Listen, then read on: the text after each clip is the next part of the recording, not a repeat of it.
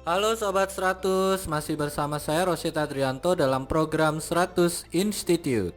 Dan kita masih membahas soal-soal pada bab dinamika rotasi. Berikut ini ada soal berhubungan dengan momen gaya. Simak soalnya baik-baik ya. Jadi di sini langsung saja ke pertanyaannya. Pertanyaannya adalah, Sobat 100, momen gaya resultan terhadap poros oleh gaya-gaya yang bekerja pada batang tidak bermassa pada gambar berikut ini nilainya berapa Newton meter. Jadi di sini ada batang, terus di sini ada poros.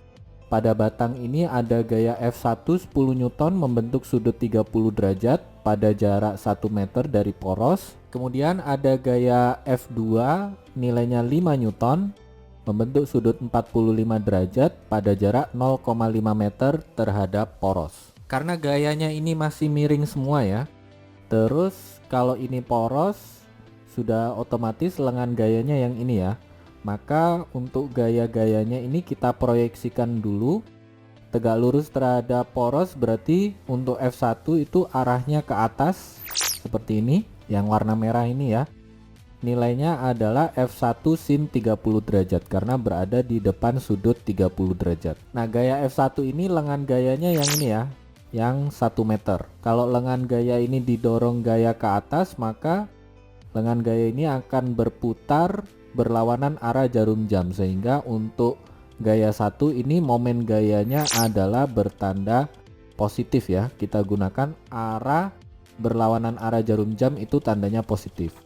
Kemudian untuk gaya kedua, kalau kita proyeksikan tegak lurus terhadap poros, maka arah gaya 2 itu ke bawah ya. Nilainya adalah F2 sin 45 derajat. Lengan gayanya yang warna biru ini kalau kita dorong ke bawah maka akan berputar searah jarum jam. Karena searah jarum jam, maka untuk gaya kedua momen gayanya itu bertanda negatif ya. Oke, sekarang kita hitung momen gaya resultan. Momen gaya resultan berarti penjumlahan dari momen gaya 1 ditambah momen gaya 2 ya. Kita tuliskan di sini total resultan dari momen gaya itu sama dengan momen gaya 1 tambah momen gaya 2. Momen gaya 1 itu berarti F1 sin 30 derajat kalikan lengannya 1 meter.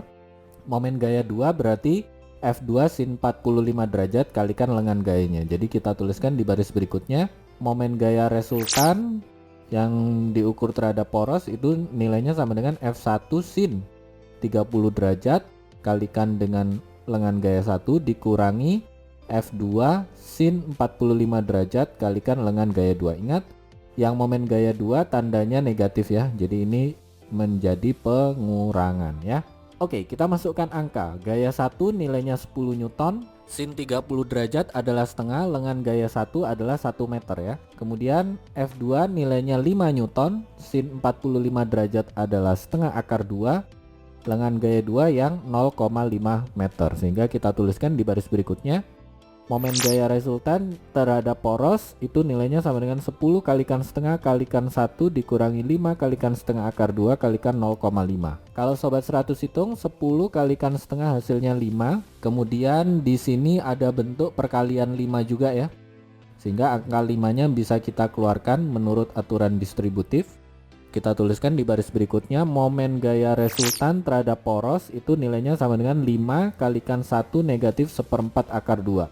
Seperempat ini dari perkalian setengah kalikan 0,5 ya, hasilnya seperempat. Nah ini silakan sobat 100 hitung, seperempat akar 2 itu nilainya berapa, kemudian 1 dikurangi seperempat akar 2 hasilnya berapa, terakhir kalikan dengan angka 5. Sudah dihitung sobat 100? Sudah dapat ya jawabannya ya. Kita peroleh di sini momen gaya resultan terhadap poros itu nilainya sama dengan 3,23 Newton meter. Ini jawaban akhirnya ya sobat 100.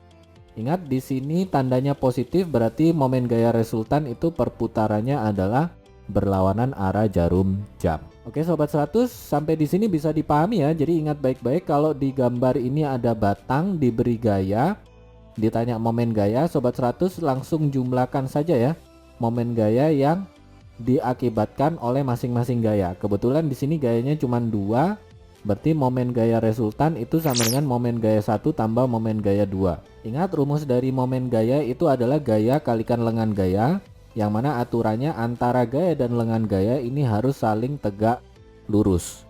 Nah, karena di sini gaya F1 dan gaya F2 itu masih miring, maka Sobat 100 cari gaya yang tegak lurus terhadap porosnya. Setelah itu, Sobat 100 lihat baik-baik ya arah perputarannya. Di sini saya gunakan arah perputaran yang berlawanan arah jarum jam, tandanya positif. Kalau searah jarum jam, tandanya negatif. Selanjutnya Sobat 100 masukkan angka, lakukan perhitungan, nanti ketemu ya. Momen gaya resultan terhadap poros itu nilainya berapa Newton meter. Begitu ya Sobat 100, sampai di sini bisa dipahami ya. Nah, kalau Sobat 100 sudah paham untuk video penjelasan ini, Sobat 100 bisa melihat atau mempelajari video penjelasan yang berikutnya.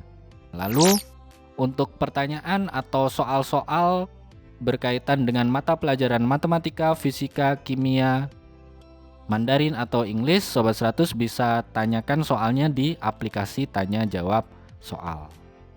Oke Sobat 100, selamat belajar ya.